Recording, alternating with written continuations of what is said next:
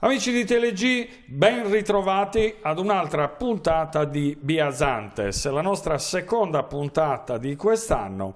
E appena terminate le feste, ovviamente dopo l'Epifania, non potevamo che parlare di Carnevale, il Carnevale in Sardegna. E come sempre lo facciamo in compagnia di Bruno Lombardi.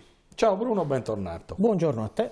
Allora, ci siamo lasciati con i Re Magi. È vero, è vero. E niente, adesso sempre in tema di mascherine, però quelle un po' più belle, quelle di Carnevale. È vero. Allora, Carnevali di Sardegna. Sì, noi adesso insomma abbiamo appena lasciato, no, il mondo, diciamo così, no, di questo aspetto della famiglia, no, del Natale, della nascita del nostro Signore, insomma di tutto questo bel contenitore, no, culturale. Ma andiamo ad incontrare un altro contenitore culturale che, diciamo, comincia ufficialmente per Sant'Antonio Abate, quindi tra pochi giorni praticamente, no? Questo è un aspetto veramente interessante, che è un aspetto globale, lo vediamo ovviamente in tutto il mondo.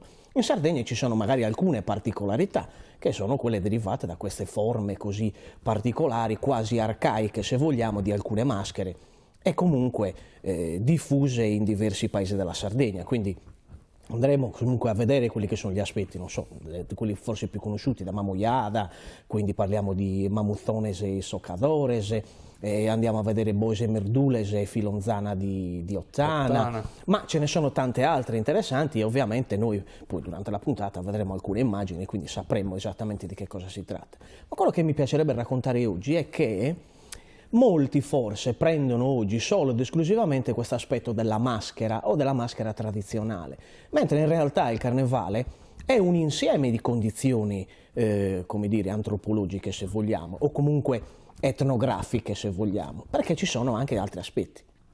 C'è il ballo, perché nel Carnevale c'è comunque il ballo, e anche nel Carnevale storico sardo il ballo è sempre legato a degli aspetti di maschere. Mi fa per esempio pensare a quella di Rosesa, Zardinera, che è una maschera, poi c'è comunque anche un ballo. Ci sono ancora dei canti a tenore, e noi oggi ne sentiremo anche uno, legati a questi aspetti. Ma abbiamo anche altri strumenti musicali, per esempio il tamburo, anche nel nostro Carnevale sassarese, che è il tamburo, diciamo così, no? Preso dalla realtà dei gremi e poi riportato in quello che è un aspetto della goliardia di questo aspetto del Carnevale. Ma il tamburo lo vediamo anche a Oristano, per la Sartiglia, un elemento importante che accompagna questa maschera molto interessante, che ha un ambito legato a un altro aspetto che è importante nel Carnevale, cioè quello dell'aspetto del mondo animale, che non è rappresentato soltanto nella maschera, ma è vivo e vegeto nell'esperienza del cavallo.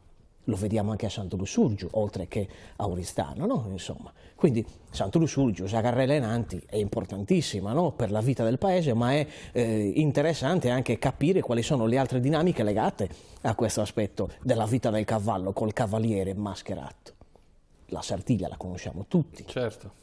Questa anche ritualità della vestizione, no? Che ancora oggi riceve su componidori, no? Delle due varianti gremiali che accompagnano questo aspetto del Carnevale. E Oristano ricordiamo che oggi ha l'eredità del Carnevale attraverso quelle erano poi le corse, no?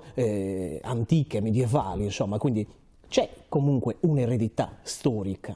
Quindi il Carnevale possiamo dire che in realtà che cosa è?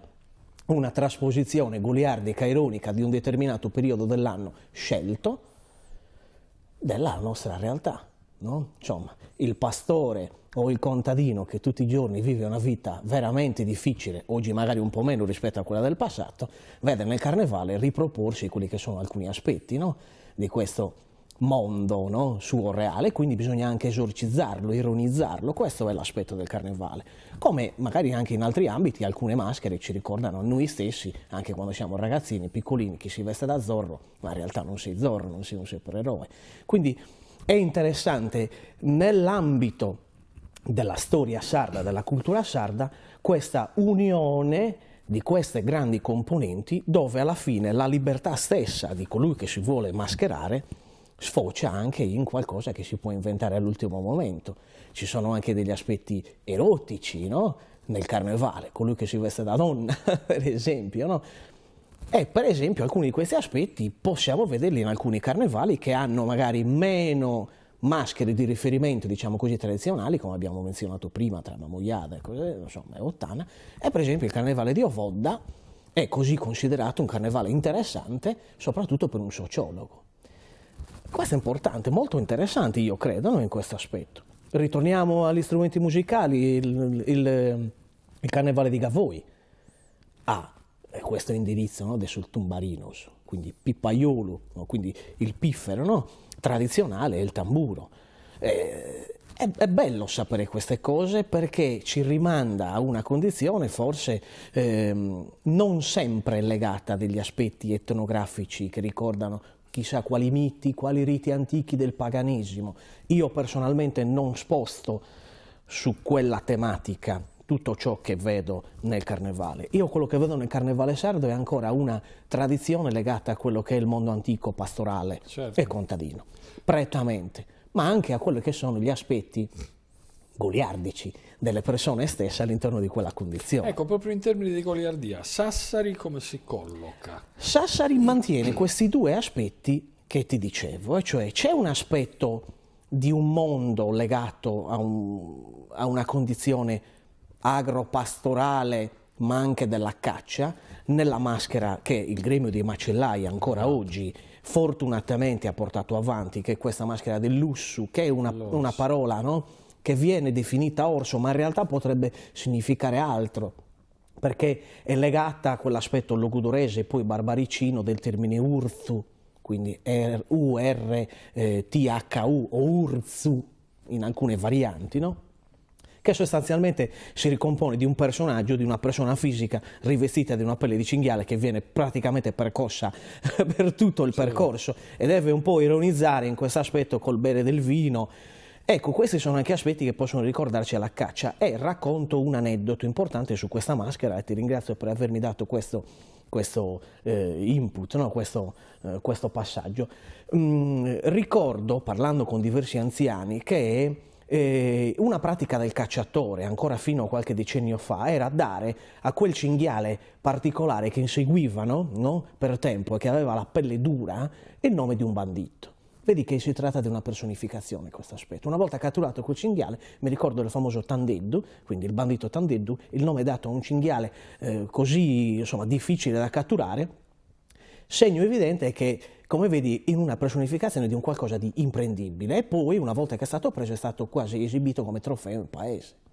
Beh, se vediamo nel carnevale c'è anche questo aspetto, no? Adesso lo vedremo comunque in alcune immagini, anche adesso in chiusura della nostra puntata. È importante vedere anche nel carnevale di Sassari, per chiudere appunto questo aspetto che mi chiedevi, anche un aspetto molto molto personalizzato. Abbiamo detto anche della presenza del tamburo, poi ovviamente dei carri, perché anche quell'aspetto esiste, ma poi abbiamo anche delle immagini, anche degli acquerelli, per esempio di Pompeo Calvia, che ci fanno capire in questi 100 anni che alcune cose non sono per niente cambiate, alcune maschere molto personali e personalizzate, di uno che prende, non so, uno scialle della nonna, due scarpe, non so, del babbo, e fa un mix di questo aspetto, però sempre legate anche ad un aspetto che è quello della musica. Vediamo questi strumenti musicali, no, che vengono suonati, questa sorta di zanzarra cosiddetta, no, con questa vescica, un arco sarebbe praticamente, no, stilizzato, una vescica, e poi le famose gobule. Quindi c'è una particolare condizione a Sassari legata alla tradizione.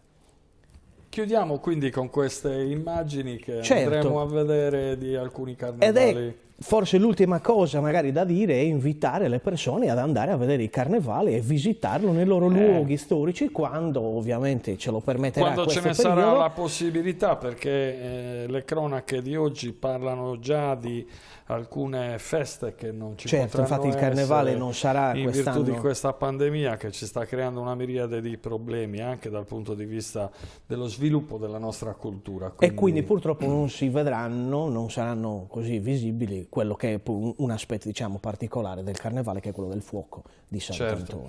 Però comunque staremo a vedere. Certo. Va bene Bruno, io ti ringrazio. Ora ascoltiamo per essere stato a con Sandira, no? Sì. Dei tenores Antoni Milia di Orosei, un canto legato a Sazzardinera, questa maschera, e quindi insomma Perfetto.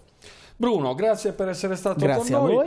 A voi a casa, come sempre, vi ricordo di continuare a seguirci, fatelo ovunque voi siate con il vostro cellulare, con il vostro tablet o se siete a casa semplicemente davanti alla vostra smart TV. Non dimenticate mai la parolina magica www.teleg.tv. Grazie per essere stati con noi, ci risentiamo con Biazantes nella prossima settimana. Morto Ioanne Piram, Sandira Sande, Hande, Hande, è morto interrato, Sandira Sande, Hande, Hande, in Sayaka è sorto, Sandira Sande, Hande, Hande, Ioanne Pera è morto, Sandira Sande, Hande, Hande,